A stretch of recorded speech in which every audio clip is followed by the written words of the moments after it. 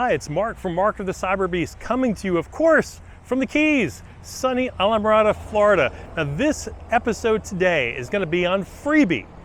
For those of you who are watching my channel who are native to Florida, you're familiar with Freebee, okay? If you're not native to Florida, you got to hear what Freebee is. It is a mix between Uber and Robotaxis, before the Robotaxis came out. Now, in some parts of the Keys, including Alamorada, there's been grants, a combination between federal and state, for a project called Freebee. Now, while we have Lyft and Uber here in Alamorada, there's also a service called Freebee. Now, I'm going to come over here to the Freebee van, okay? Now, this is an EV van, and you can tell right here by the EV charger right here, it's a Tesla actually charger, and it's got the adapter for the 1722 plug. They also have a fleet of several Model Ys and I believe even a Model X, okay? Now, Freebee is spelled F-R-E-E-B-E-E, and what it is a free taxi service. It uses an app just like Uber and Lyft, except it doesn't cost people in Alamorada anything. Now, it's not in the whole area of Alamorada. It's only from certain keys to certain keys. Like, I'm not sure if they may have just started going to Lower Matacumbi, I'm not sure, but I know it was always Upper Matacumbi through, I believe, Plantation Key, but they don't go past Tavernier. So there's definitely limitations to where it goes, but it's a free service. Now, what they want you to do, obviously, is tip those amazing drivers that go ahead and get you from point A to point B at no cost. Now, the city does pay for some of this, but it is also backed up with federal and state funds. Now, the city does not want to necessarily put money towards this going forward in the future.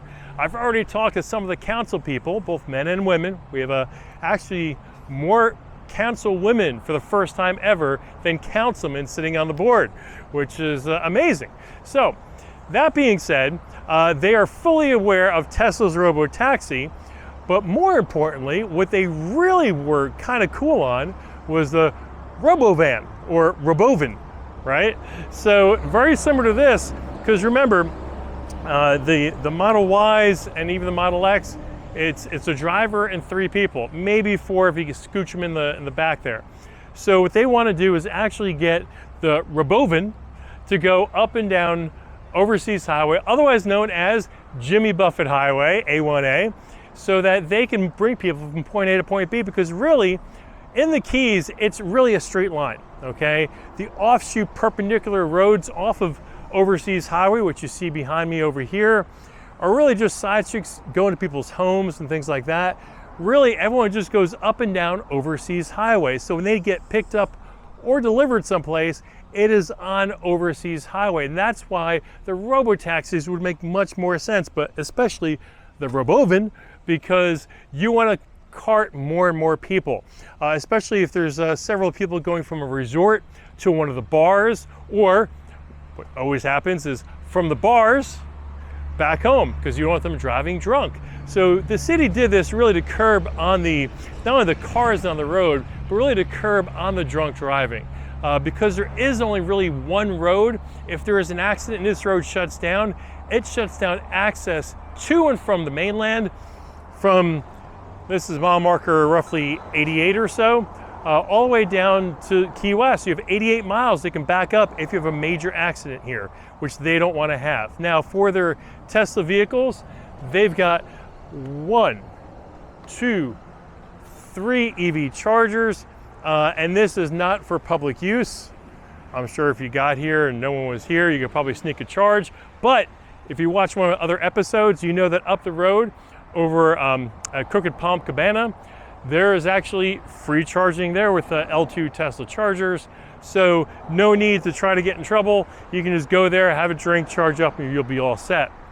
There's also this Delta charger here, which has this massive plug, which I'm guessing really is made for the van, but evidently it's not working properly. So they've got one of the Tesla chargers plugged in, giving it a slower charge more than likely. So that being said, this Freebee service is really good. I've used it a couple times.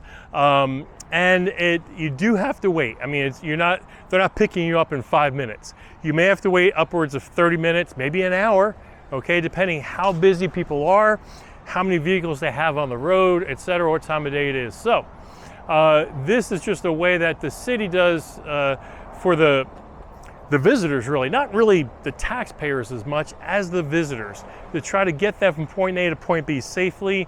And again, this isn't just the Keys. Freebee is in other parts of the state of Florida. So if you guys are watching in Florida and there's Freebee near you, I want to hear from you in the comments, because I want to hear how it's going in your area. People like Freebee here, but you know, there's that whole Doge mentality with government. And with the taxes that are paid here in the Keys, which are very, very high, the cost of living in the Florida Keys literally dwarfs New York City. It is extremely high. The taxes are high, the overall cost of living, fuel, because you're getting everything shipped from the mainland, so everything's at least an hour drive from civilization. The famous joke is we are closer to Cuba than we are to Walmart. I don't know if that's really funny or not. I guess that's what you call sarcasm. So, I digress. Anyway, so this Freebee service, we'll go around this van real quick for a minute. They have handicap access here in the rear. They can bring people on wheelchairs. As you can see, it's like a traditional bus or van. You've got room for, I want to say, a dozen or 15 people. It's a really nice service, and if you look over here, it says this project has been financed with federal assistance provided by the U.S. DOT, FTA, Federal Transit Administration, DOT, Department of Transportation. This was probably done in the previous administration because it's been here for a few years. But as you know, things are getting cut. They're getting Doge, so to speak. So it's going to be interesting what they do with the chargers. Maybe the city will have this for city vehicles. Maybe they're going to buy some Teslas. Maybe they'll start charging. Maybe they'll just dismantle it. Who knows? Okay. But the city, from what I understand, does not have any EVs that I'm aware of. They just have gas vehicles. But maybe they'll transition if they do away with Freebee. But for those of you who've ever been to the Keys, especially Alamorada, this is a really cool service. You need to download the app, get it installed, because you'll use this before you use Uber or Lyft. And in the Keys, no one's really in a rush. If it takes 45 minutes to get a Freebee here, you know, in the Keys, we say, you know, that's just everything happens in Keys time. And Keys time means whenever, you know, whatever. An hour, half an hour. Look at this weather.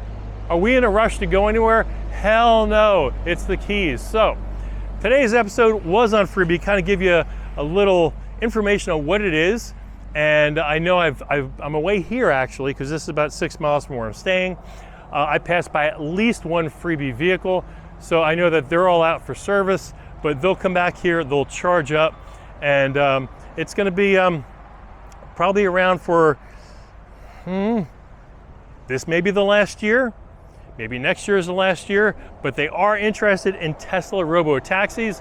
Whether or not it's people who own the Robotaxis and their Teslas and putting it out for public consumption, or whether they get a Robovan to cart all the tourists up and down Overseas Highway, AKA Jimmy Buffett Highway. So, hope you guys enjoyed a little primer on Freebee, and you'll stay tuned again tomorrow. But before you go, I gotta ask you this.